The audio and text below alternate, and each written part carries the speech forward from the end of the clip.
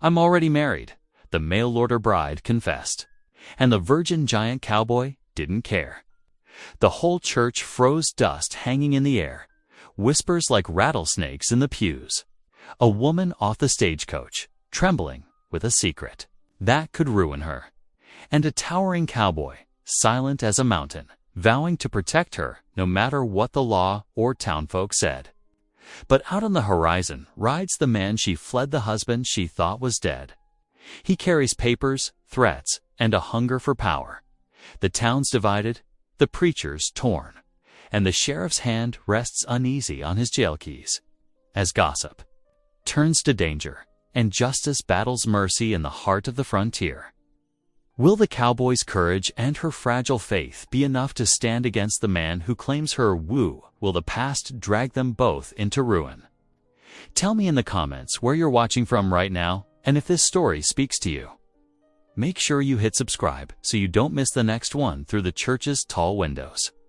Summer sunlight streamed across worn wooden pews, casting long shadows in the small frontier chapel. The morning air hummed with excitement as townsfolk filed in, their Sunday best brushed clean for the occasion. Women adjusted their bonnets while men held their hats respectfully in their laps. All eyes drawn to the tall figure standing nervously. At the altar, Charles Boone shifted his weight from one boot to the other, tugging at the collar of his suit coat.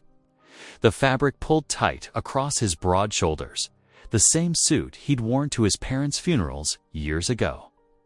His weathered hands, more accustomed to rope and reins than formal wear, fumbled with the buttons at his wrists. "Settle down there, son," the preacher whispered kindly. "She'll be here soon enough." Charles nodded, though his heart hammered like a smithy's anvil. After months of exchanged letters carefully penned by lamplight after long days of ranch work, he would finally meet his bride. Louise Whitfield had written of her life back east, her love of Scripture, her hopes for a fresh start out west. Her words had touched something deep in his lonely soul. The murmur of conversation died as the church door creaked open. All heads turned to watch Louise step inside, her travel-worn dress neat despite the long journey. She carried only a simple carpet bag, her posture straight and dignified despite obvious weariness. Charles felt his breath catch. She was even lovelier than her daguerreotype had shown, with gentle eyes and hair the color of summer wheat. He moved to greet her, conscious of every eye upon them. "Welcome to Silver Creek, Miss Whitfield," he said softly, extending his hand. "I hope your journey wasn't too trying." "Thank you, Mr. Boone." Her smile was shy but warm as she placed her gloved hand in his. The stage was dusty, but the driver was kind enough to point out interesting sights along the way. Charles guided her toward the altar, aware of the whispers rippling through the congregation. Mail-order brides weren't uncommon in these parts, but they still sparked curiosity and speculation. He heard Mrs. Henderson murmuring about Louise's Eastern manners, while old Jim Tucker commented on how young she looked. The preacher cleared his throat and opened his Bible.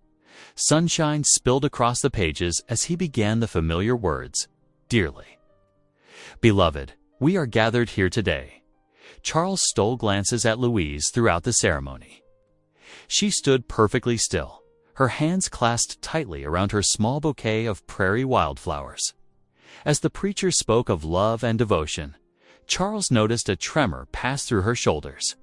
And now the preacher continued, "Do you, Louise Whitfield, take this man to be your lawfully wedded husband? Do you promise to love, honor, and cherish him, forsaking all others as long as you both shall live?" Louise's lips parted, but no sound emerged. Her face had gone pale as new milk, and the wildflowers shook in her grasp. The congregation leaned forward, straining to hear. Her voice cracked like thin ice. "I can't." Tears welled in her eyes as she raised them to meet Charles's stunned gaze. "I can't marry you. I'm already married." The words fell like stones in still water. A collective gasp swept through the church, followed by absolute silence. The preacher's Bible slipped from his fingers, thumping against the altar. Charles felt the blood drain from his face, then rush back hot enough to burn. "Land's sakes," someone whispered, breaking the spell. Suddenly, the church buzzed with shocked conversations, ladies wielding fans with fierce energy as they shared theories. In harsh whispers, already married. Mrs. Henderson's voice carried clearly. "The nerve of some people." Poor Charles, another woman clucked. "After all the preparations, knew there had to be something wrong with her," muttered Tucker. "Coming out here alone like that?" Louise stood frozen, her head bowed under the weight of judgment. The wildflowers slipped from her fingers, scattering across the wooden floor. Shame colored her cheeks, but there was something else in her bearing. A hint of steel beneath the sorrow. As if this confession had cost her dearly, but she would not take it back. Charles struggled to make sense of it all. The months of letters, the careful plans, the hope he'd nursed of finally having a companion to share his life. It all crumbled like dry earth. Yet when he looked at Louise, he didn't see deceit in her face. He saw fear, and behind that, a deep well of pain that stirred his compassion despite the shock. The preacher finally found his voice. I believe we must postpone this ceremony." He closed his Bible with shaking hands. "Under the circumstances, I'm sorry," Louise whispered, the words meant for Charles alone. "I should have told you sooner, Kana, before." She could finish. Several of the town's matrons descended, their expressions a mix of curiosity and condemnation. Mrs. Henderson took charge, her voice carrying through the chaos. "Well, I never heard of such a thing in all my days. Somebody better send for the sheriff. This seems like a matter for the law." "Now hold on," Charles said, finding his voice at last. The words came out rougher than intended, and he had to pause to gentle his tone. "There's no need for that just yet. Let's all just..." But the damage was done. The peaceful summer morning had shattered into chaos, with everyone talking at once. Some folks headed for the doors, eager to spread the news through town. Others clustered in small groups, speculating in voices that carried all too well in the small church. Louise stood alone in the midst of it all, her carpetbag clutched to her chest like a shield. The morning sun that had seemed so promising now felt harsh and revealing, highlighting every tear track on her face. She looked lost, a stranger in a strange land with nowhere to turn. Charles watched her, his heart heavy with questions he couldn't voice. The suit that had felt merely uncomfortable before now seemed to suffocate him. Yet even through his own hurt and confusion, he couldn't help noticing how Louise held herself straight-backed, dignified even in her shame, as if she'd faced worse storms than this and survived. The preacher touched Charles's arm gently. "Son, perhaps we should move this discussion somewhere more private." But before anyone could act on that sensible suggestion, the whispers and speculation continued to build. The sanctuary that should have witnessed a joyful union had become a courtroom of public opinion, with Louise standing trial before the entire community. "Shameful," someone muttered.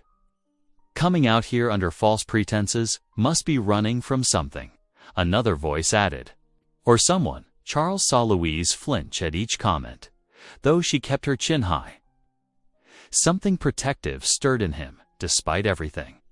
This wasn't the beginning he'd imagined, but neither was it the complete ending others seemed eager to declare. There were questions to be answered, certainly, but they didn't need an audience for that. The morning sun continued to pour through the windows, indifferent to the drama unfolding beneath its rays. What should have been a day of celebration had become something else entirely, a moment of truth that would test not just a people's hearts, but a community's capacity for understanding and mercy. The stunned silence gave way to a rising tide of whispers that echoed off the church's wooden walls. Ladies fanned themselves vigorously, their faces flushed with the scandal of it all. Men shifted uncomfortably in their Sunday boots, stealing glances at Charles to gauge his reaction. Now, Preacher Matthews raised his hands, trying to calm the growing storm. Perhaps we should all take our leave and give these to some privacy to privacy. Mrs. Henderson's voice cut through like a knife. After such deception, should think the whole town needs to hear this explanation. Louise stood trembling beside the altar, her carpetbag clutched tight against her chest. The morning sunlight that streamed through the windows seemed to mock what should have been her. Wedding day. Tears threatened to spill from her eyes, but she held them back with visible effort. Charles Boone watched her, his broad shoulders straight despite the weight of everyone's stares. Where others saw scandal, he saw something else in Louise's face. Fear, mixed with a desperate kind of courage. He'd recognized that look before, in wild horses that had been badly handled. Without a word, he moved forward through the muttering crowd. His heavy boots echoed on the wooden floor as he approached Louise. The congregation held its breath, expecting thunder. Instead, Charles reached out and laid his large, weathered hand gently on Louise's arm. "Then you won't stand alone here," he said. His voice quiet but firm enough to carry to the back pews. A collective gasp swept through the church.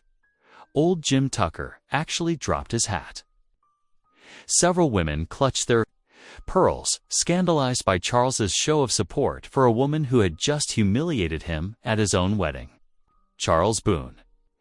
Mrs. Henderson stepped forward, her face pinched with righteous indignation. "Surely you can't mean to?" "I reckon that's exactly what I mean to do, ma'am." Charles's tone was respectful, but brooked no argument. He turned to Louise, speaking softly. "My wagon's outside. Might be best if we talked somewhere quieter." Louise looked up at him, surprise and gratitude warring in her expression. She nodded once, unable to speak past the tightness in her throat. Charles guided her toward the door, his broad frame shielding her from the staring eyes and pointing fingers. The crowd parted before them like water, though their whispers followed the pair out into the morning sun. His wagon waited at the hitching post, a team of horses stamping patiently in their traces. Charles helped Louise up onto the wooden seat, handling her as carefully as he might a frightened fawn. He climbed up beside her, gathered the reins, and clicked softly to his horses. They left the church and its judgment behind, the wagon's wheels crunching over the packed dirt road that led out of town. Louise sat rigid beside him, her carpetbag still clutched protectively against her chest. The summer breeze carried the scent of prairie, grass, and distant rain. It wasn't until the town had disappeared behind them that Louise finally spoke. "I don't deserve your kindness," she whispered, her voice rough with unshed tears. "Might be best if you let me decide that," Charles replied, keeping his eyes on the road ahead. "Though I reckon there's a story here that needs telling." Louise drew a shaky breath. The wagon swayed gently beneath them as Charles guided the team around a deep rut. "His name was Elias," she began, the words coming slowly at first, then faster, like a dam breaking. "We married back east 5 years ago. He wasn't always cruel. But the drink changed him, made him mean." Charles listened silently, his hands steady on the reins as Louise described the nightmare her first marriage had become, the beatings, the threats. The night she finally fled with nothing but the clothes on her back, believing Elias had drunk himself to death in a gutter. "When I saw your advertisement in the paper," she continued, her voice barely audible above the creaking wagon, "your words seemed so genuine, kind. I thought perhaps God had given me another chance." She turned to face him, her eyes bright. "With tears, I truly believed Elias was dead. I would never have. I couldn't bear to deceive you. Not when you've shown such honor." The rutted road stretched before them, leading to Charles's homestead. He guided the horses around another bend before speaking. "No harm will come to you under my roof, Miss Whitfield. That's a promise. But I've brought shame to your door." Louise protested. "The whole town will. The town will mind its own business," Charles said firmly. "Or they'll answer to me." They rode the rest of the way in silence, each lost in their own thoughts. The sun was lowering toward the horizon when Charles's ranch finally came into view, a sturdy log house with a wide porch, a barn, and a few outbuildings, all well-maintained but modest. Charles helped Louise down from the wagon, then carried her carpetbag inside while she took in her surroundings. The house was clean but sparse, bearing the unmistakable mark of a man living alone. A Bible sat on the wooden table beside a lamp. The floors had been recently swept. "It ain't much," Charles said, suddenly self-conscious of his humble home. "But you're welcome to stay as long as you need." "It's lovely," Louise replied softly, and meant it. After the chaos of the morning, the quiet simplicity of the place felt like a sanctuary. Charles busied himself with starting a fire in the cookstove, while Louise stood uncertainly in the middle of the kitchen. "You must be hungry," he said, reaching for a pot. "I've got some beans and bacon, if you'd care to join me for supper." Louise hesitated only a moment before moving to help. "Please, let me. It's the least I can do." Together, they prepared a simple meal, moving around each other carefully in the small kitchen. Familiar tasks seemed to steady Louise's nerves.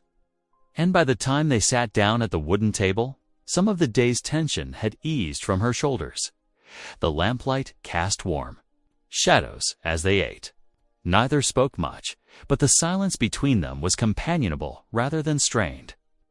Charles saw how Louise's hands had stopped shaking, how she no longer started at sudden movements. A fragile trust was taking root, as delicate as a spring seedling, but just as determined to grow. When Louise finally looked up from her plate, she found Charles watching her with gentle concern. "Why did you defend me?" she asked. "You had every right to turn me away." Charles considered his words carefully. Before answering, IPA used to say a man's character shows clearest in how he treats folks who can't repay him. He paused, his weathered face thoughtful in the lamplight. "Besides, seems to me you've been turned away enough." Fresh tears welled in Louise's eyes, but these were different from the ones she'd shed in church. She ducked her head, overwhelmed by the simple kindness of this man she barely knew but who had offered her shelter when she needed it most. The evening settled around them like a soft blanket. Outside, a whippoorwill called into the gathering dusk. Inside, two strangers shared a meal and the first tentative threads of understanding. While the troubles of the wider world waited beyond the lamplight's gentle glow, dawn painted the eastern sky in gentle strokes of pink and gold. Louise stirred in the spare bedroom of Charles's cabin, where fresh-washed quilts still held the crisp scent of sunshine. A rooster's crow pierced the morning quiet, followed by the distant lowing of cattle in the pasture.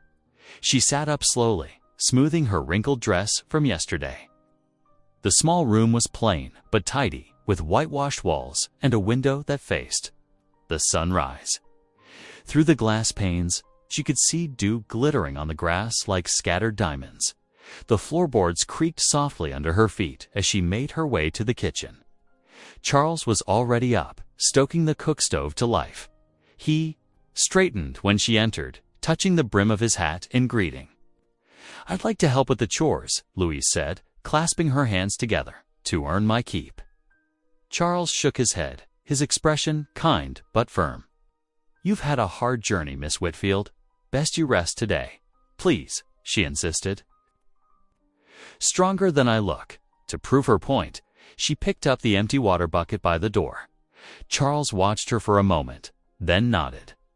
"Well, if you're set on it. But don't push yourself too hard." Louise carried the bucket out to the well, her boots leaving tracks in the dewy grass. The morning air was cool and sweet, carrying the mingled scents of sage and prairie flowers. The well's wooden handle felt smooth beneath her palms as she worked the pump, muscles straining until clear water gushed forth. Back in the kitchen, she found cornmeal and eggs. Soon, the smell of frying cakes filled the cabin. Charles set the table without being asked, moving with surprising grace for such a big man. "These are mighty fine," he said after the first bite. And Louise felt a small warmth bloom in her chest at the simple praise. After breakfast, Charles invited her to see the horses. The corral stood a short distance from the house, its rough-hewn rails weathered silver by sun and wind. Half a dozen horses lifted their heads as they approached, ears pricked forward with interest. "This here's Thunder," Charles said, reaching out to stroke the neck of a tall black gelding. "Best cow horse I've ever owned." He introduced each animal in turn: Gentle Jenny, Spirited Buck, Steady Old Pete. Louise offered her palm to their velvet noses, breathing in their warm, grassy scent. "They're beautiful," she said softly, and Charles smiled, pleased by her genuine interest. He showed her around the rest of the ranch, the barn with its neat rows of tools, the chicken coop where speckled hens scratched in the dirt, the vegetable garden struggling against the summer heat. Louise found herself drawn into the rhythm of the place, its quiet order speaking of Charles's patient care. But even as she settled into the morning's peaceful routine, darkness gathered in town. The general store's bell jangled as neighbors came and went, their tongues sharp with gossip. "Ain't natural, him keeping another man's wife out there," Tom Miller, the storekeeper, declared to anyone who'd listen. He leaned across his counter, voice heavy with disapproval. "Mark my words, no good will come of it. At the blacksmith shop, iron rang against iron as Joshua Smith shook his head. "Boone's a good man," he said, pausing in his work. "But this here's pure foolishness. He'll regret it sure as sunrise." The morning stretched toward afternoon. Louise was in the garden pulling weeds from around the struggling tomato plants when she heard hoofbeats approaching. Charles rode in from town, his wagon loaded with supplies. But it wasn't the sacks of flour or coffee that made her heart skip. It was his expression, grim as storm clouds on the horizon. "Miss Whitfield," he called softly, climbing down from the wagon. "There's news you need to hear." Louise's fingers dug into the sun-warmed earth as she pushed herself to her feet. Her legs felt wooden as she walked to meet him. A telegram came. "To the depot," Charles said, his voice gentle but direct. "There's talk of your husband, Miss Whitfield. Seems he might be alive and heading west." The world tilted sideways. Louise might have fallen if Charles hadn't caught her arm, steadying her with his strength. "No," she whispered. "No, it can't be easy now," Charles murmured, leading her to the porch steps. She sank down, trembling like an aspen leaf in the wind. Memories of Elias flooded back, the sour smell of whiskey on his breath, the crack of his hand against her cheek, the cold gleam in his eyes that promised worse to come. "He'll find me," she managed through numb lips. "He always said he would." "Miss Whitfield Louise," Charles said, crouching down to meet her eyes. "No harm will come to you here. That's still my promise." She looked up at him through tears, seeing the quiet determination in his face. Here was a man who meant what he said, whose word was as solid as the ground beneath their feet. The afternoon faded toward evening. Louise moved through the rest of the day like a sleepwalker, barely tasting the simple supper she helped prepare. As sunset painted the sky in fierce oranges and purples, Charles lit the lamp on the kitchen table and reached for the family Bible. Its leather binding was worn smooth by years of handling. Charles opened it carefully, pages rustling like autumn leaves as he found his place. His deep voice filled the kitchen as he read, "The Lord is my light and my salvation. Whom shall I fear? The Lord is the strength of my life. Of whom shall I be afraid?" Louise sat very still, letting the familiar words wash over her. Charles read on, his voice steady and sure. When the wicked, even mine enemies and my foes, came upon me to eat up my flesh, they stumbled and fell. Though an host should encamp against me, my heart shall not fear. Though war should rise against me, in this will I be confident. The lamp's golden light caught the silver threading through Charles's dark hair. The quiet strength in his weathered hands as they cradled the Bible, Louise found herself drawing deeper breaths. Her trembling slowly easing as peace settled over her like a warm blanket. Truth and mercy will prevail, Miss Whitfield, Charles said softly, closing the Bible. The Lord sees to that in his own time.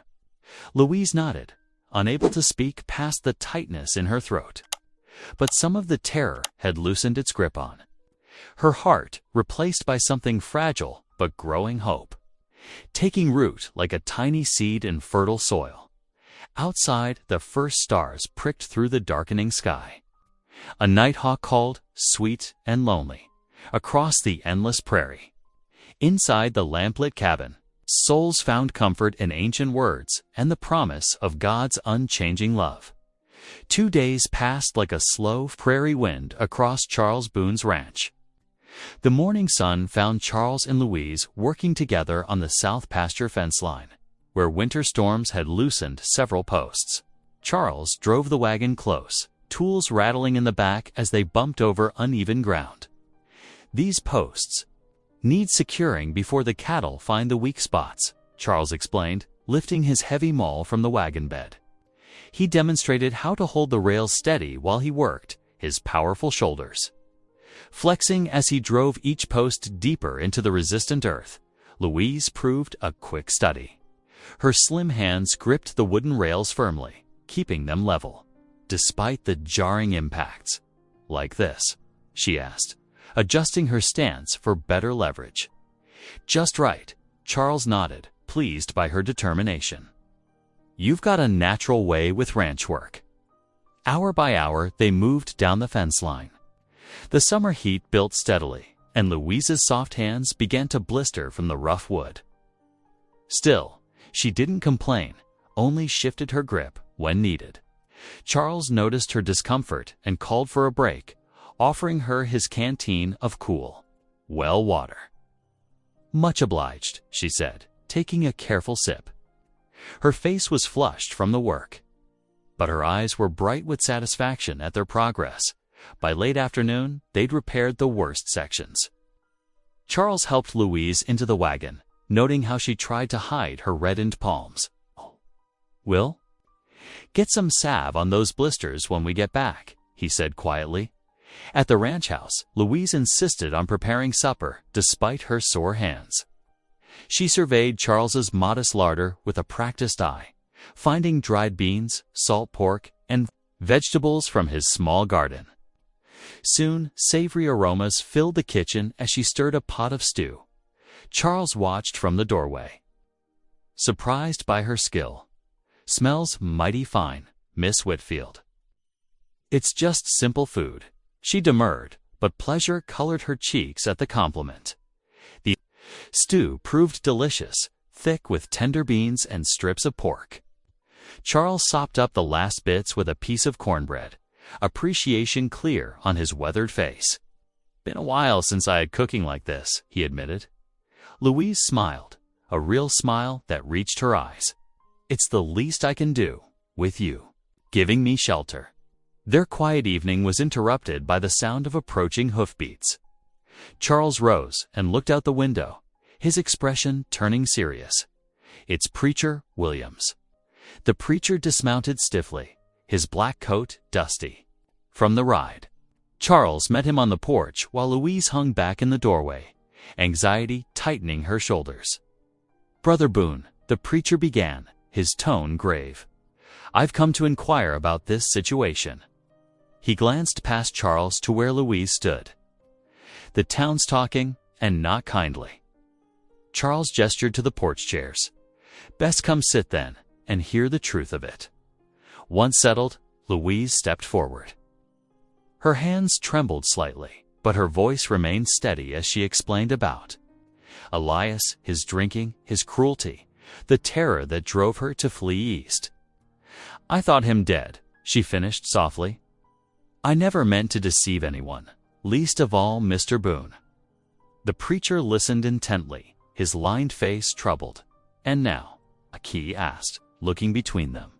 "She's safe here," Charles stated simply, his quiet words carrying the weight of iron.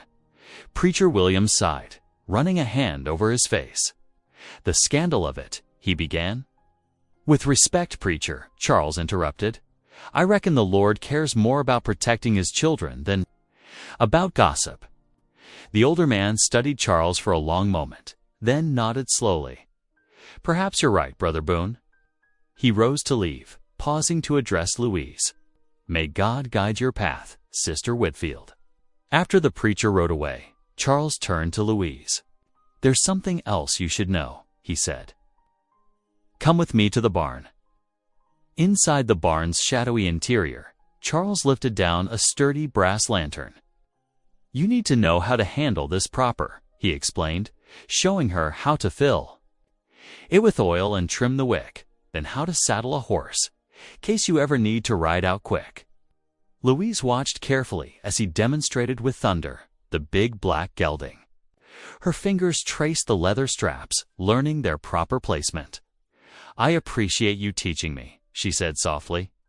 "Every person should have some independence," Charles replied, helping her tighten the cinch, as if in response to his words. The lantern suddenly sputtered and went out, plunging them into darkness, broken only by strips of starlight through the barn boards. Louise gave a startled laugh, then covered her mouth. The sound seemed to surprise her as much as the darkness.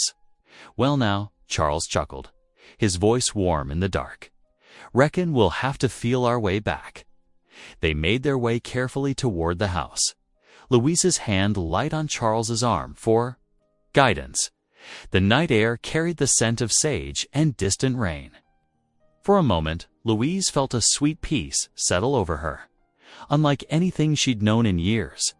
But as they reached the porch, reality crashed back. Somewhere out there, Elias might be riding toward them. The thought chilled her, even in the summer night's warmth.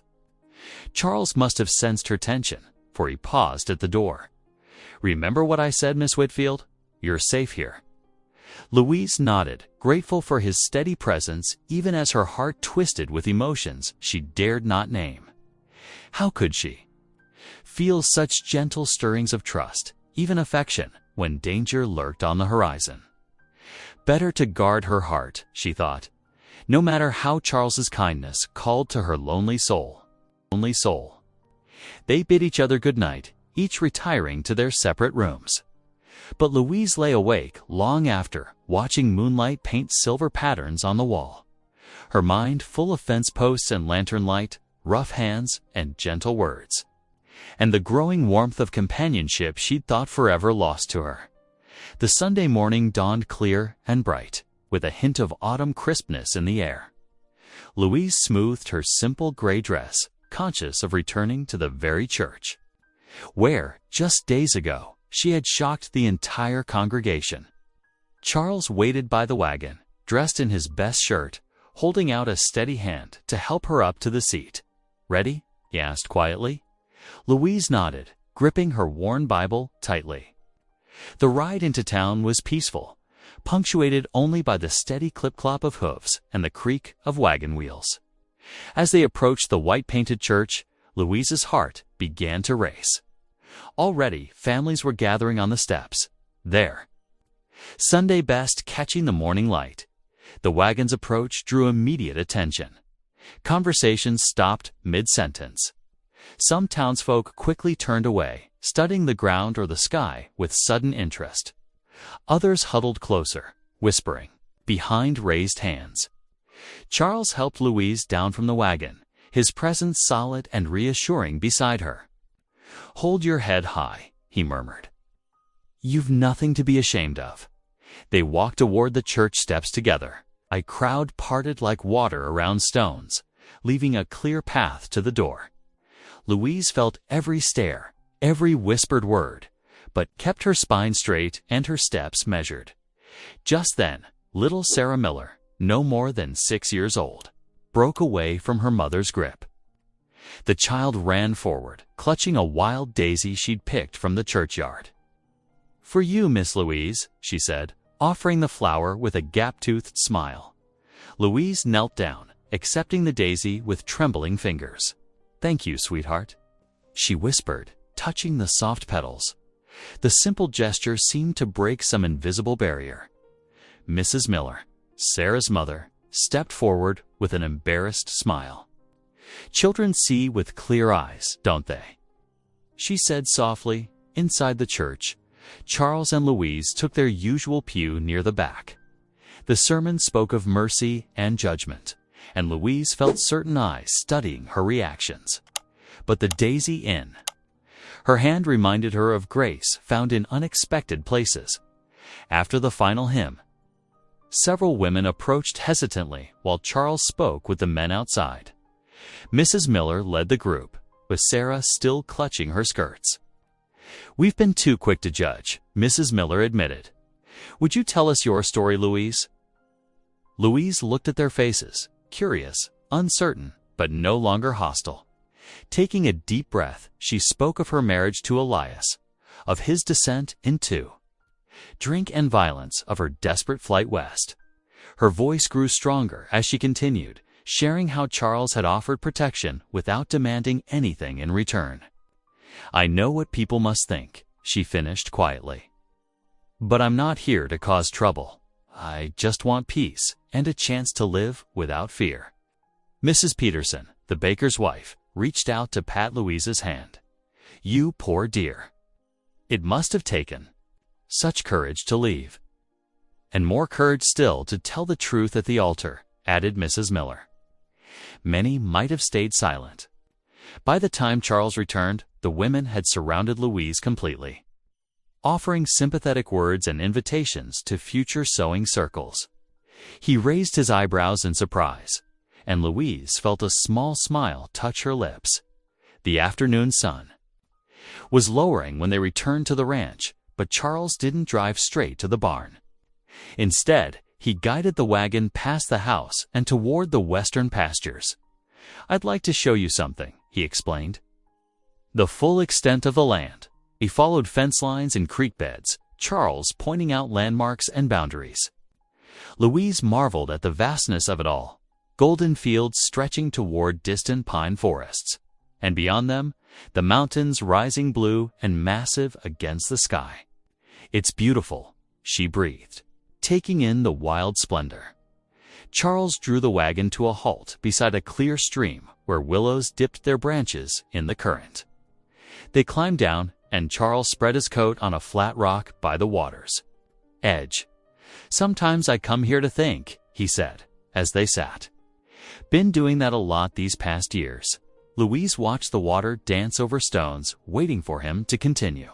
"It's a good life, ranching," Charles went on slowly. "But a lonely one. After my parents passed, it was just me here. Days would go by without speaking to another soul, except maybe to the horses."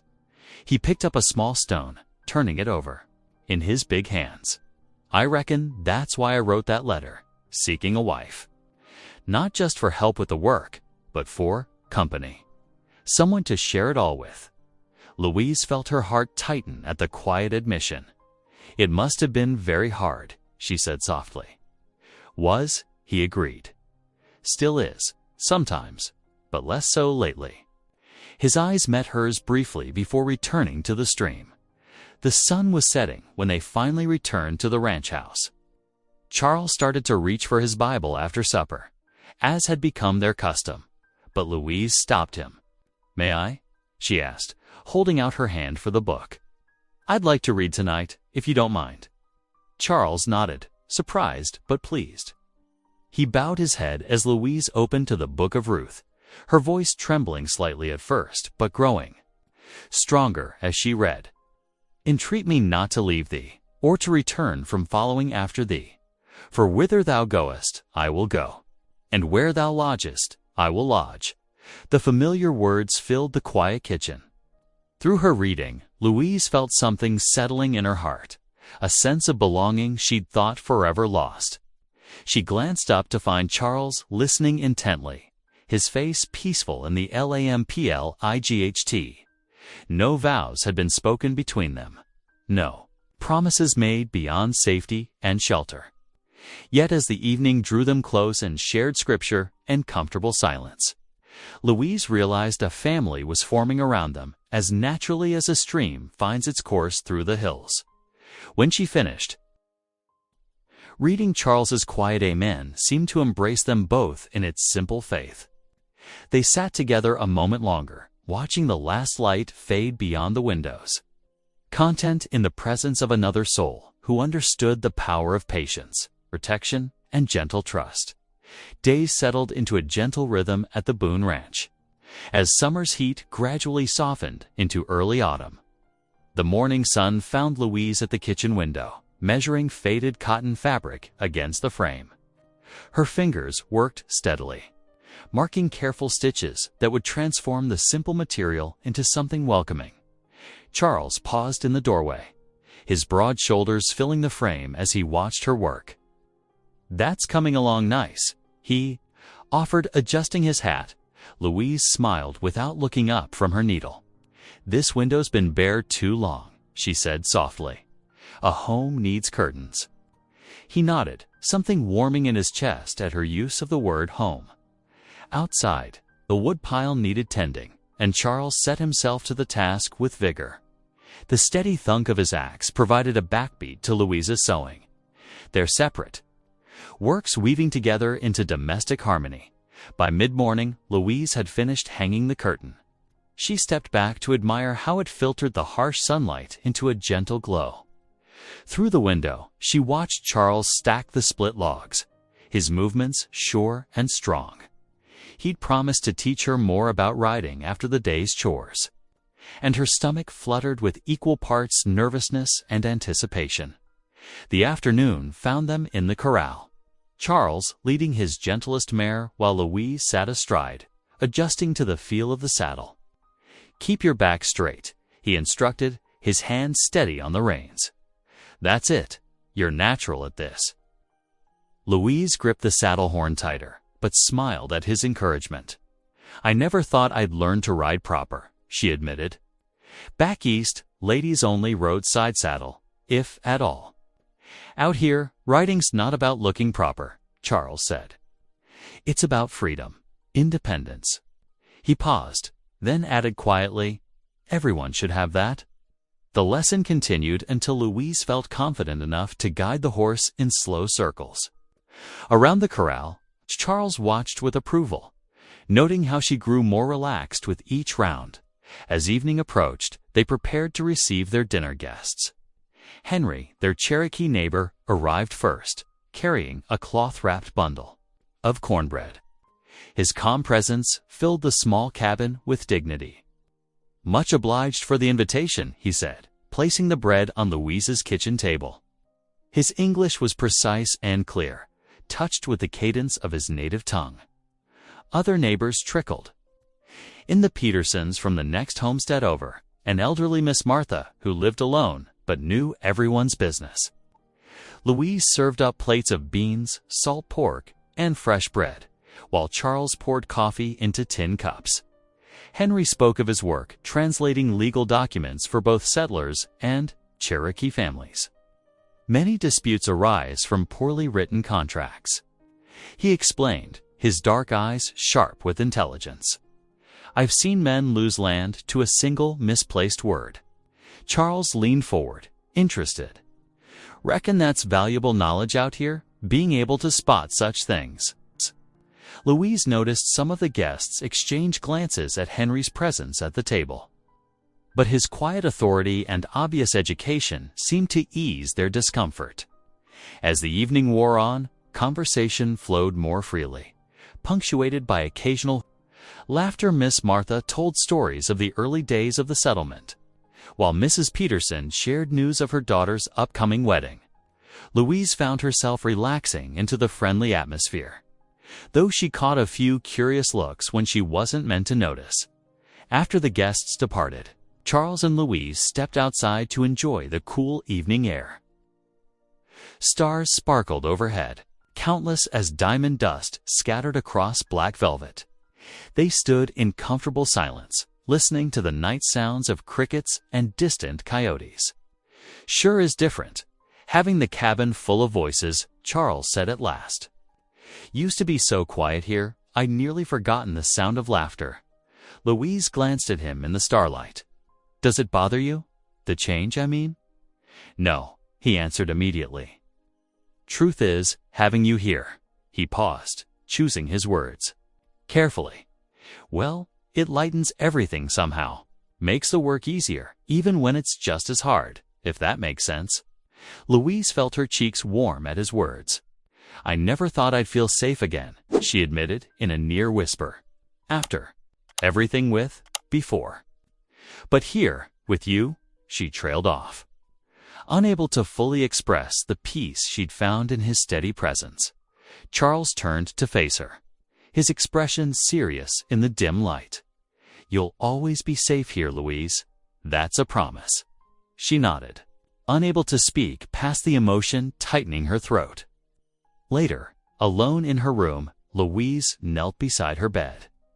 The cricket songs filtered through her new curtain as she whispered her prayers into the darkness. "Thank you, Lord, for this refuge," she murmured. For Charles's kindness, for new friends, for the chance to begin again. She hesitated, then added, "And please, please keep us safe from whatever may come." Meanwhile, miles away at the telegraph office, a rider dismounted in a cloud of dust. The station agent, closing up for the night, reluctantly reopened his door to receive the urgent message. As he read the telegram's contents, his weathered face grew grave. The message was brief but clear. Elias Whitfield had been seen in Preston's Crossing, less than 2 days' ride away. The agent scratched his graying beard, thinking of the quiet rancher and his houseguest. Trouble was coming, sure as storms followed summer heat. Best inform the sheriff first thing tomorrow, he muttered to himself, locking the message in his desk drawer. Folks ought to be prepared. Back at the ranch, Charles and Louise slept peacefully, unaware of the gathering storm. The new curtain stirred gently in the night breeze. Crickets sang their endless song, and somewhere in the distance, a coyote called out to the moon. Morning light painted golden stripes across the cabin floor as Charles stood at the mirror, carefully knotting his neckerchief. Through the window, Louise's new curtains softened the bright sunshine, casting a homey glow throughout the room. Outside, birds called their morning greetings while a gentle breeze rustled through the cottonwoods. "Wagons all set," Charles announced as Louise emerged from her room, her hair neatly pinned beneath a simple straw hat. "Thought we might head to town for supplies, if you're willing." Louise nodded, smoothing her skirts. "The flour barrel's nearly empty," she said, "and I could use some fabric for mending."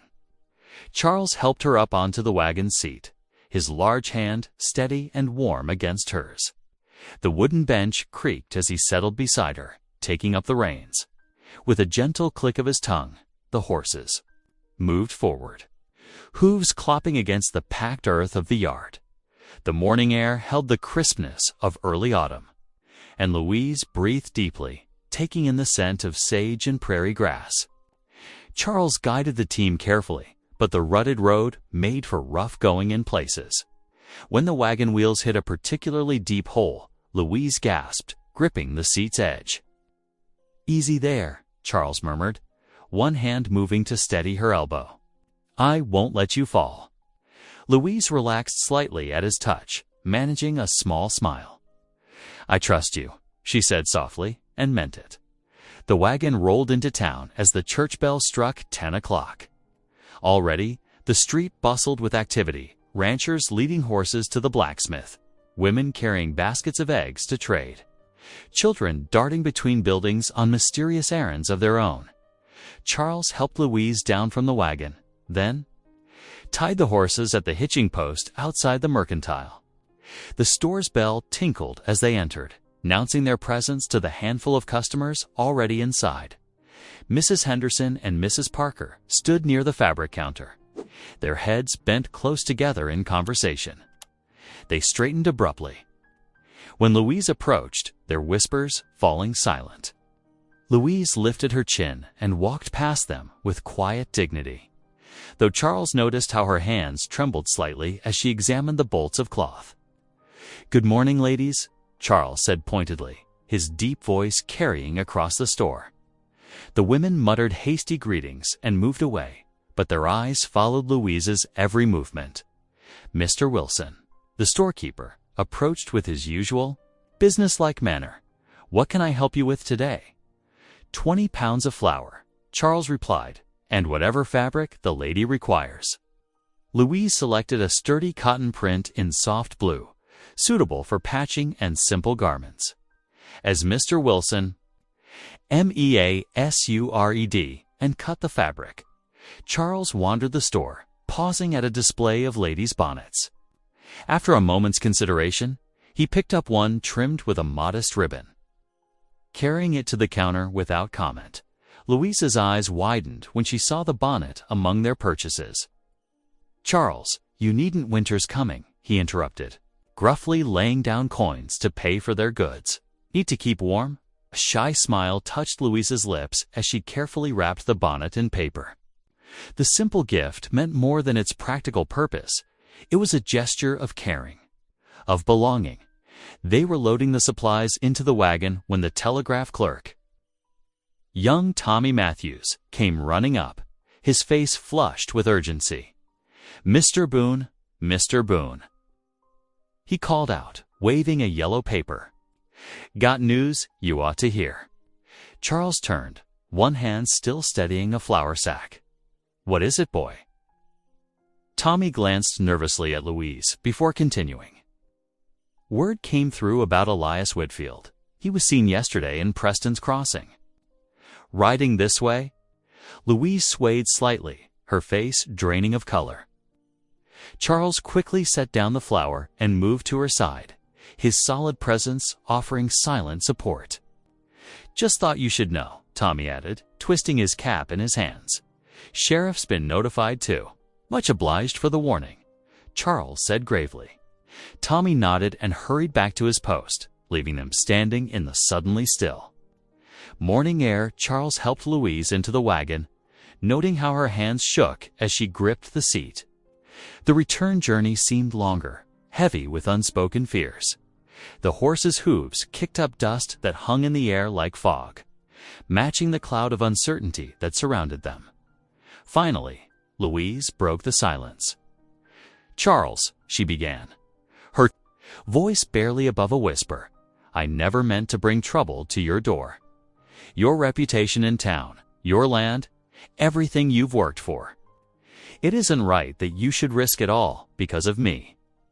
Charles drew the wagon to a halt, turning to face her fully. "Now you listen here," he said, his voice firm but gentle. "What others say doesn't matter. What's right does. And leaving you two face this alone wouldn't be right, not by any measure I know." Tears welled in Louise's eyes, but she blinked them back. "You're a good man, Charles Boone." He clicked to the horses, setting them in motion again. "Just trying to live as I ought," he replied simply, by the time they reached the ranch. Dark clouds had begun gathering on the horizon, their heavy shapes promising a storm. Charles hurried to unload the wagon while Louise stored the supplies. In the kitchen, thunder rumbled in the distance as they worked, like the approaching hoofbeats of an unwelcome rider. The evening settled around them with unusual quiet, broken only by the occasional rumble of thunder. Louise moved about the kitchen, preparing a simple supper of beans and cornbread, while Charles checked the doors and windows, shoring everything was secure against both storm and stranger. They ate in silence, each lost in thought. The new bonnet sat in its paper wrapping on Louise's chair, a reminder of simpler moments from earlier in the day. Outside, the wind picked up, rattling the new curtains in their window and carrying with it the scent of rain. Charles studied Louise across the table. noting the worry lines around her eyes, the way her fingers nervously crumbled the cornbread. On her plate, he wanted to offer more comfort, to promise that everything would be all right. But they both knew the truth. Elias was coming. And with him, a storm that no amount of preparation could fully weather. The thunder grew closer as they cleared away the supper dishes, working together in the lamp-lit kitchen. Each flash of lightning illuminated their faces, showing the determination in Charles's jaw and the fear Louise tried so hard to hide as they finished their evening tasks. The first heavy drops of rain began to fall, drumming against the cabin's roof like an ominous warning of what tomorrow might bring. Dawn broke with a crash of thunder that shook the cabin windows. Louise startled awake in her small bedroom, the dim gray light barely penetrating the curtains she had sewn. The rain hammered against the roof like 1,000 angry fists, and through the walls came the worried lowing of cattle. She dressed quickly in her sturdiest skirts and boots, knowing the animals would need tending despite the deluge. When she emerged from her room, Charles was already pulling on his slicker by the door, his expression concerned. "Storms hit hard," he said, looking up as she approached. "Animals need moving to higher ground. You don't have to come out in this." "I want to help," Louise interrupted, reaching for her shawl. It wasn't much protection against the rain, but it was all she had. Charles hesitated, then shrugged off his slicker and draped it over her shoulders. "Take this. I've got another in the barn."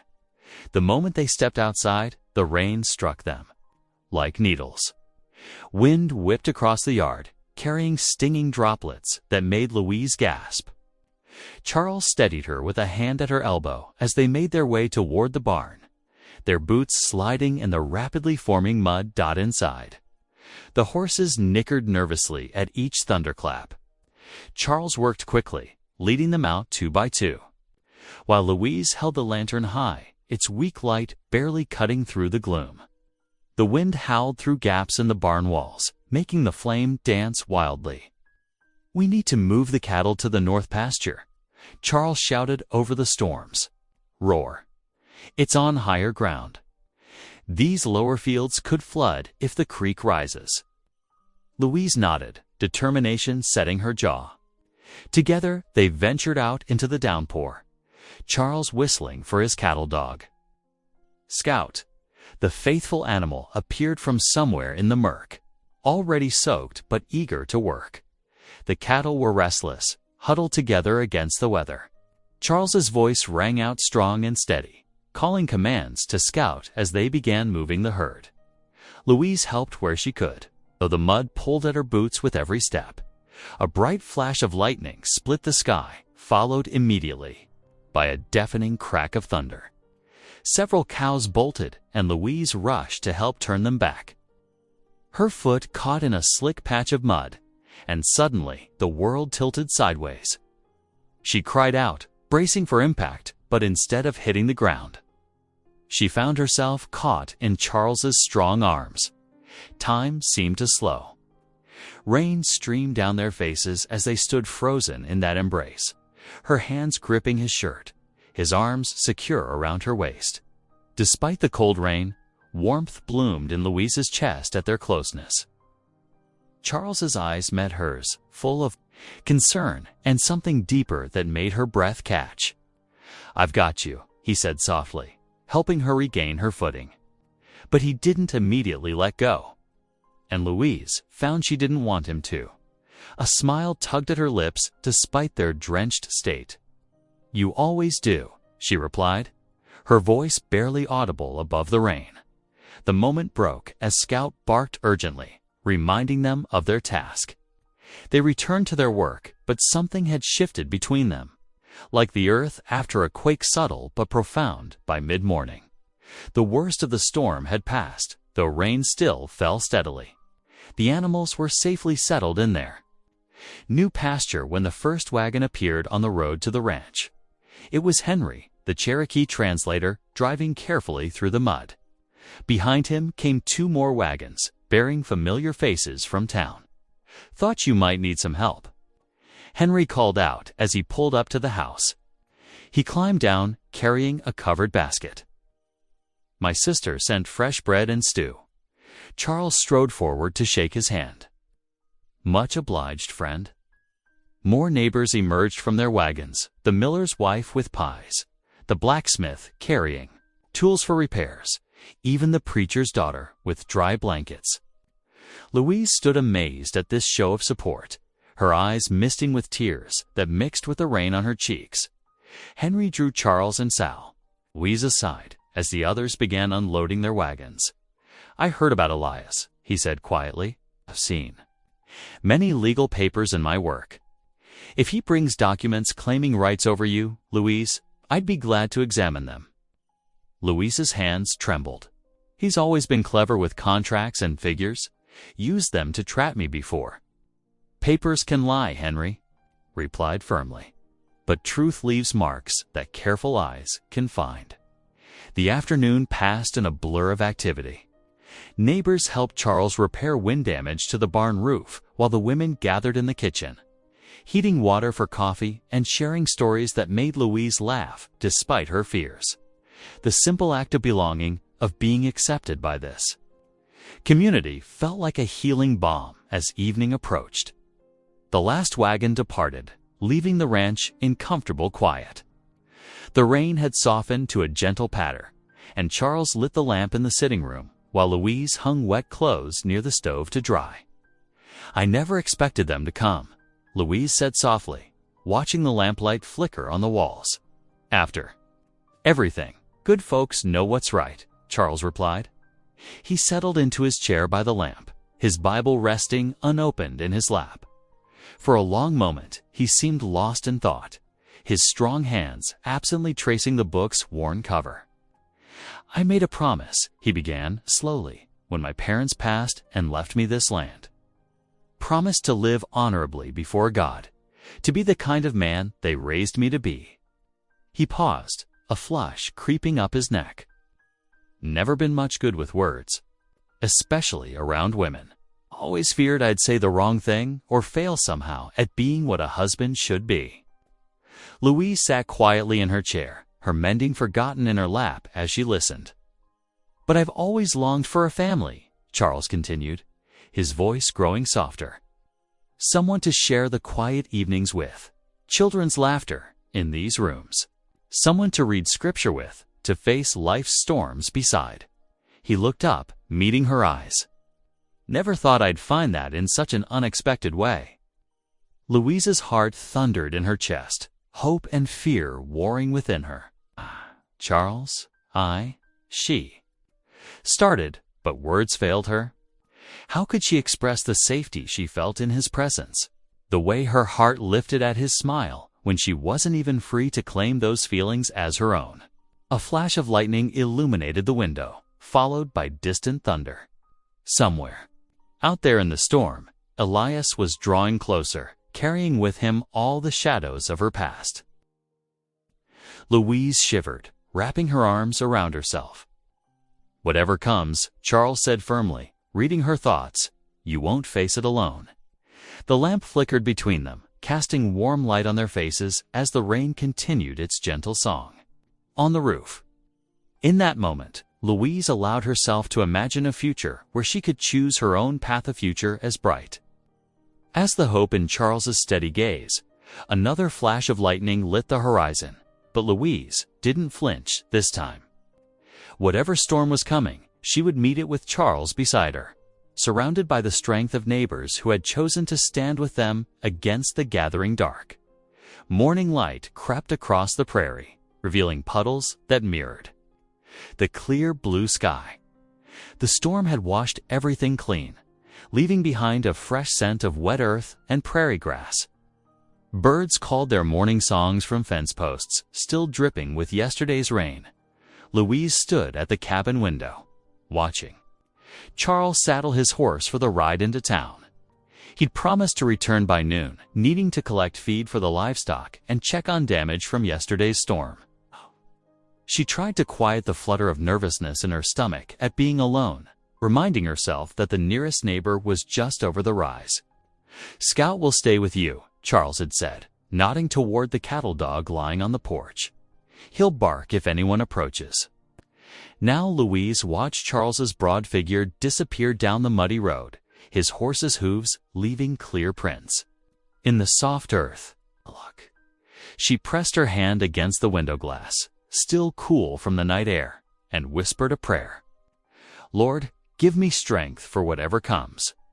Turning to the cabin's interior, she set about her morning tasks with determination. The storm had left its mark inside as mud tracked across the floor, wet clothes still hanging by the stove. Dishes from their hasty breakfast, Louise found comfort in the familiar rhythm of sweeping, scrubbing, and setting things right. She hummed quietly as she worked, an old hymn her mother used to sing. The simple melody helped steady her nerves. Scout dozed in patches of sunlight that streamed through the windows, occasionally lifting his head to check on her movements. By mid-morning, the cabin fairly sparkled. Louise had even managed to arrange wildflowers in a tin can on the table, their bright faces bringing cheer to the room. She was just pulling fresh cornbread from the oven when Scout's bark shattered the quiet. Her heart leaped into her throat before she recognized Charles's familiar whistle. Racing to the door, she saw him dismounting in the yard. But something in his rigid posture made her pause. "He's here," Charles said, without preamble, his voice tight. "In town at the saloon." Louise gripped the doorframe to steady herself. "Elias?" Char nodded grimly. "Been there since dawn, drinking and boasting to anyone who'll listen about coming to reclaim his wife." His gentle eyes searched her face. "You don't have to go too. The church supper tonight. No one would blame you for staying home." But Louise straightened her spine, though her hands trembled. "No, I won't hide. We'll go together, just as we planned." A ghost of a smile touched Charles's lips. "I reckon you're right." They spent the afternoon completing their chores side by side, speaking little but drawing strength from each other's presence. As the sun began its westward slide, they prepared for the evening gathering. Louise put on her best dress, faded but clean, and the bonnet Charles had bought her. He wore his Sunday shirt, though his work boots were the only footwear he owned. The church glowed with lamplight as they approached, wagon wheels crunching on gravel. Louise's grip tightened on Charles's arm as they climbed the steps. But when they entered, instead of the awkward silence she'd grown to expect, warm greetings met them. "Louise, come help me arrange these pies," called the miller's wife, waving from a long table laden with food. "Charles, we saved seats for you both," the blacksmith's daughter added, pointing to spaces near the front. Tears pricked Louise's eyes at this simple acceptance. She squeezed Charles's hand before joining the women at the serving table.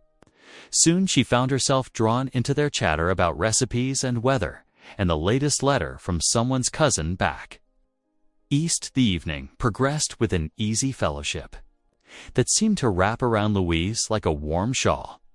Women who had once whispered behind their hands now passed her dishes of fried chicken and asked her opinion on their quilting stitches.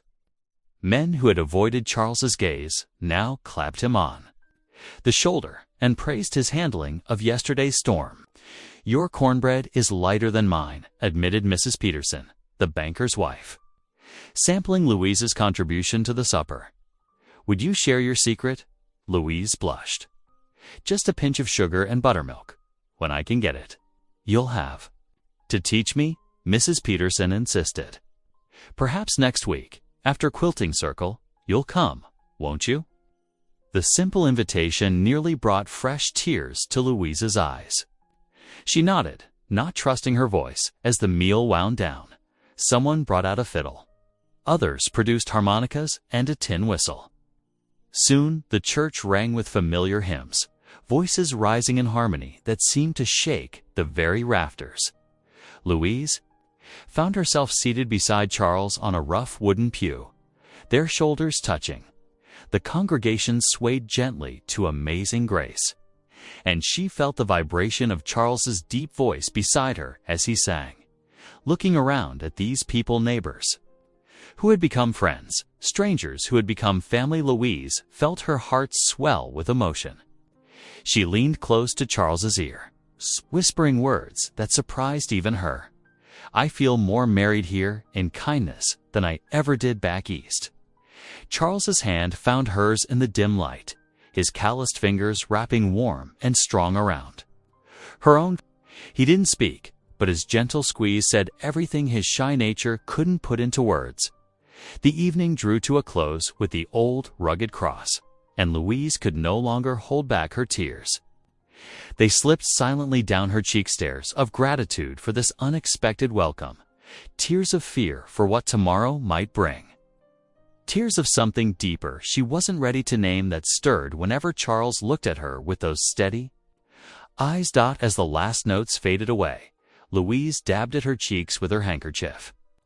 Around them, people began gathering their dishes and children, exchanging hugs and promises to meet again soon. Every farewell seemed to include Louise and Charles, as if they had always been part of this close-knit group. Don't forget quilting. Circle, Mrs. Peterson reminded Louise with a warm embrace. We'll see you Sunday, added the blacksmith's wife. God be with you both, murmured the preacher's wife, pressing Louise's hand with understanding in her eyes. Standing in the church doorway, watching lanterns bob away into the gathering dusk, Louise felt the strange tangle of hope and dread in her chest. Here was everything she had ever longed for: community, acceptance, the possibility of love, and yet tomorrow might sweep it all away like leaves before a storm. But for now, for this moment, she let herself simply be present in the warmth of belonging. Charles's solid presence beside her, the lingering sounds of hymns in her ears. The taste of friendship, sweet as the evening's pythes, were real. Whatever tomorrow might bring, the morning sun cast long shadows across the dusty Main Street. As Elias Whitfield swaggered into town, his boots clicked against the wooden sidewalk, drawing curious glances from shopkeepers and passers-by. He cut an imposing figure in his citified clothes, though his eyes held a cruel glint that made mothers draw their children closer. At the sheriff's office, Elias pushed through the door without knocking. Sheriff Taylor looked up from his desk, weathered face creasing with concern at the stranger's bold entrance. "What can I do for you, mister?" the sheriff asked, setting aside his coffee. Elias smiled, but it didn't reach his eyes. "Name's Elias Whitfield." He reached into his coat and produced a leather folder. "I'm here about my wife, Louise, N.A. Matter of theft." The sheriff's expression darkened as he examined the papers Elias spread before him. Marriage certificates, property deeds, and legal documents lay across his desk like a spider's web. Each bore official-looking stamps and signatures. "She's my lawful wife," Elias declared, tapping the marriage certificate. "And that rancher, Boone, is harboring her against my rights as her husband." Sheriff Taylor studied the documents carefully, his frown deepening. Though something about the papers niggled at his instincts, everything appeared proper on its face. The law was clear about a husband's rights. "I know Charles Boone," the sheriff said slowly. "He's a good man." "Good men don't steal other men's wives," Elias sneered.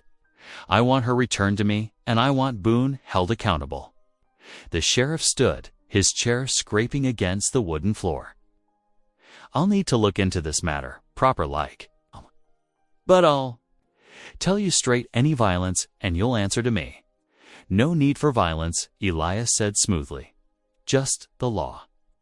Out at the ranch, Charles was mending a broken gate hinge when he saw the sheriff's horse approaching. His heart sank at the grim expression on Taylor's face. "Charles," the sheriff called, dismounting. "We need to talk." Inside the cabin, Louise was kneading bread dough when she heard their voices. She moved to the window, flour-dusted hands trembling as she watched the two men speak. Charles's broad shoulders seemed to slump with each word from the sheriff.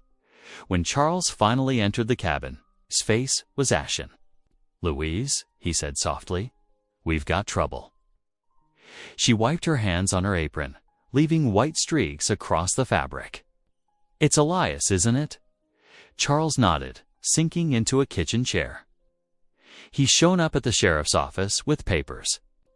Marriage certificate, property claims, all saying you belong to him by law.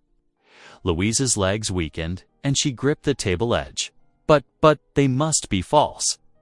The marriage was real, yes, but he never filed any property claims over me. Sheriff says the documents look proper, Charles continued, his voice heavy. He came to warn me, says if I keep harboring another man's wife, I could lose my land. They could charge me with theft of property. Tears spilled down Louise's cheeks. "No," she whispered. "I won't let that happen. This land is all you have." Charles stood, crossing to her in 2 long strides. "You don't owe me anything, Louise. We'll figure something out." But Louise was already shaking her head. "I can't be the cause of your ruin. You've shown me nothing but kindness, and this is how I repay you." She turned away, wiping her eyes. "I'll go to him, tonight, before he can bring charges against you. Louise, no." Charles's voice cracked. "You don't have to sacrifice yourself. We can fight this." "How?" she asked, turning back to face him. "The law's on his side. Even if the papers are false, proving it would take time. Time you don't have if your land is at stake." The afternoon crawled by in heavy silence. Louise moved through the cabin like a ghost, gathering her few belongings. Each item she placed. In her carpetbag felt like another stone on her heart, the prayer book Charles had given her. A hair ribbon from one of the church ladies. The simple apron she'd sewn at his kitchen table. Charles watched her pack, his big hands clenched helplessly. At his sides, "Please," he said again. "You don't owe me that sacrifice." Louise paused, holding the bonnet he'd bought her in town. "You're wrong," she whispered. "I owe you everything. You gave me safety when I was lost, kindness when I was ashamed, and hope. When I had none left," she placed the bonnet carefully in her bag. "I won't be the reason you lose all you've worked for." As evening approached, Charles paced before the hearth like a caged bear. The fire cast dancing shadows on the walls, but its warmth couldn't touch the chill in his heart. He was a man of faith, raised to believe in the power of truth and justice. But now the law itself seemed twisted against them, threatening to tear apart the fragile happiness they'd built. Louise sat in the rocking chair, her carpetbag at her feet.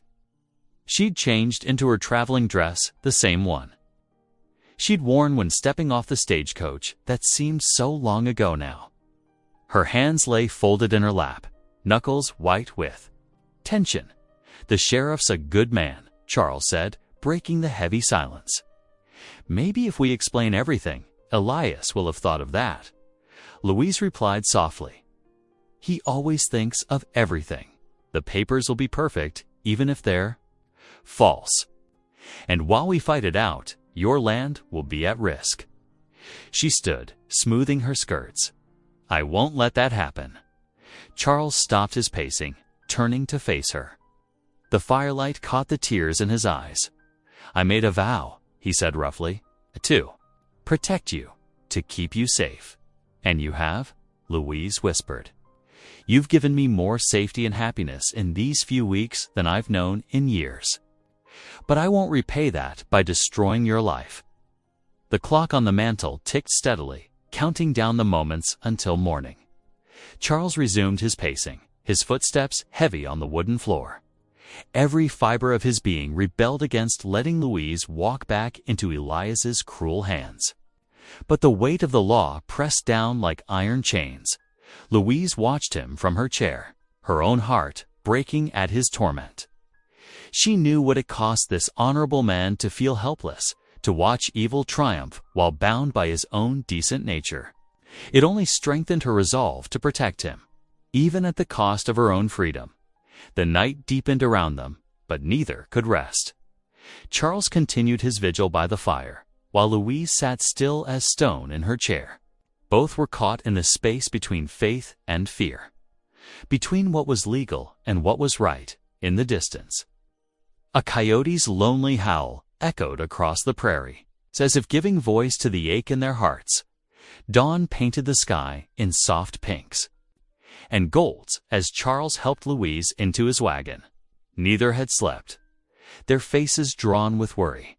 The morning air held a bitter chill, matching their heavy hearts as they rode toward the white-steepled church. Inside, early morning light filtered through dusty windows. The congregation had gathered quickly after Charles sent word, filling the wooden pews with concerned faces. Louise stood before them, her voice trembling but clear as she shared her story: the abuse, her desperate flight west, and now Elias's threats against Charles's land. "I cannot let an innocent man lose everything because of me," she finished, dabbing her eyes with a handkerchief. Sarah Miller, the baker's wife, wiped tears from her cheeks. Martha Thompson clutched her husband's arm, whispering prayers. Among the men, angry mutters rose at the tale of Elias's cruelty. The preacher stood, his weathered face troubled. "The law seems to favor your husband's claim, Sister Louise. But perhaps we should pray for guidance." And, if I may, Henry's calm voice cut through the tension. He rose from his seat near the back, moving with quiet dignity toward the front. "I have experience with legal documents. May I examine these papers?" Louise nodded gratefully, retrieving the folder from her carpetbag. Henry spread the documents across the altar rail, his keen eyes studying each page with careful attention. The congregation waited in tense silence. Finally, Henry straightened, pointing to a seal on the marriage certificate. "This territorial seal is wrong. See here, the pattern differs from authentic documents I've translated. And these property claims," he tapped another page, "the ink and paper are too new. These are forged." A wave of whispers swept through the church. Louise pressed her hands to her mouth, hope dawning in her eyes. Charles stepped closer to her, protective even as relief began to ease his shoulders. The church door suddenly crashed open. Elias stood in the doorway, his face twisted with rage. "What's this talk of forgery?" he snarled, stalking down the aisle. "Louise, come here now. You're my wife, and you'll do as I say." Elias lunged forward, his boots thundering on the wooden floor. His eyes blazed with fury as he reached for Louise. But Charles moved like a mountain coming to life, stepping smoothly between them. His massive frame blocked Elias completely from Louise's view. "You'll not raise a hand to her again," Charles declared, his voice steady as summer thunder. "Not here, not ever." The sheriff appeared in the doorway, his badge catching the morning light. He'd followed Elias into the church, watching the scene unfold with sharp eyes. "Stand aside, Boone," Elias growled, spittle flying from his lips. "She's my property. She belongs to no one but the Lord," Charles answered firmly. The congregation rose to their feet. Sarah Miller spoke first. "We won't let you hurt her." Others joined in, their voices rising in support of Charles and Louise. Elisa's hand dropped to his hip, drawing a revolver with frightening speed. But the sheriff's voice cracked through the air like a whip. "Drop that gun, Whitfield." Now, tense seconds ticked by. Elisa's hand trembled on the weapon. The sheriff's own revolver gleamed steady and sure. Finally, Elisa's gun clattered to the floor. The sheriff moved forward, iron handcuffs jingling. "Elias Whitfield, you're under arrest for fraud and attempted assault." Louise's knees buckled. Charles caught her gently, supporting her against his chest as she trembled with relief. Henry gathered the forged documents as evidence while the sheriff led Elias away. Outside, townspeople gathered in the street, watching as Elias was marched toward the jail. His curses faded into the distance as Charles helped Louise into their wagon. The evening sky painted the world in soft oranges and purples as they rode home. Louise sat close to Charles, her shoulders finally relaxing. The gentle clip-clop of hooves marked their journey through the peaceful dusk, leaving the storm of conflict behind them. The morning sun streamed through the kitchen window, casting warm squares of light across the wooden table. Louise wrapped her hands around a steaming coffee cup, breathing in the rich aroma while Charles poured himself a second helping. The usual morning tension had vanished from her shoulders. For the first time since arriving, she felt truly at peace. "Strange to think he's behind bars," Louise murmured, watching a meadowlark hop across the yard outside. Charles nodded, his presence steady and reassuring across the table. The Lord works in his own time. The afternoon brought the preachers, wagon rattling up their dusty drive. He carried a leather folder and wore a smile that made Louise's heart leap. Inside the cabin, he spread official papers before them. The circuit judge was most efficient in this matter, the preacher explained, adjusting his spectacles. Given the evidence of fraud in Henry's testimony about the forged documents, your marriage to Elias Whitfield has been formally annulled. Louise's hands flew to her mouth as tears spilled down her cheeks. Years of fear and shame washed away with each drop. Charles offered his handkerchief, his eyes warm with understanding. "Thank you," she whispered, turning to Charles after the preacher departed. "When everyone else would have cast me aside, you stood firm. You gave me shelter when I had none." The setting sun painted the cabin walls in shades of gold, making the moment feel sacred. Charles took her smaller hand in his calloused one, his voice gentle but sure. "When you're ready, I'll be here," he said simply. Louise's heart swelled with certainty. She placed her free hand over his, the touch as natural as breathing. "Then you already are my husband," she answered softly. Charles drew her into his arms, and she rested her head against his chest.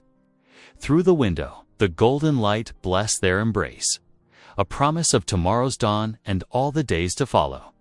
Sunlight streamed through the church windows, turning dust motes to gold as the congregation filled the familiar wooden pews.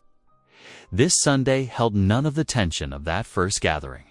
Instead, joy radiated from every face as Charles and Louise stood before their neighbors. Louise's eyes glistened as she addressed the women who had shown her such kindness. "Your acceptance helped heal my heart," she said softly. "You chose to see beyond judgment to truth." Charles's deep voice carried to the rafters. "This community showed what mercy truly means," he declared. "You stood with us when it mattered most." The first notes of Amazing Grace swelled through the little church, voices lifting in harmony. Afternoon light poured through the windows, catching the tears on more than one weathered cheek outside. Tables groaned with dishes brought by every family, golden cornbread, steaming stews, and fresh churned butter. Children played between the adult skirts while everyone shared the meal as one family. That evening, Louise hung her new bonnet carefully on a peg beside their door. Charles lit the lamp as they knelt together in prayer, thanking God for second chances and restored faith.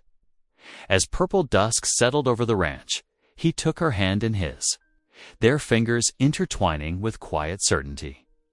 Thanks for watching. Stories like this shape us in ways we don't always expect. Something resonated. Subscribe. I'm back tomorrow with another one worth hearing.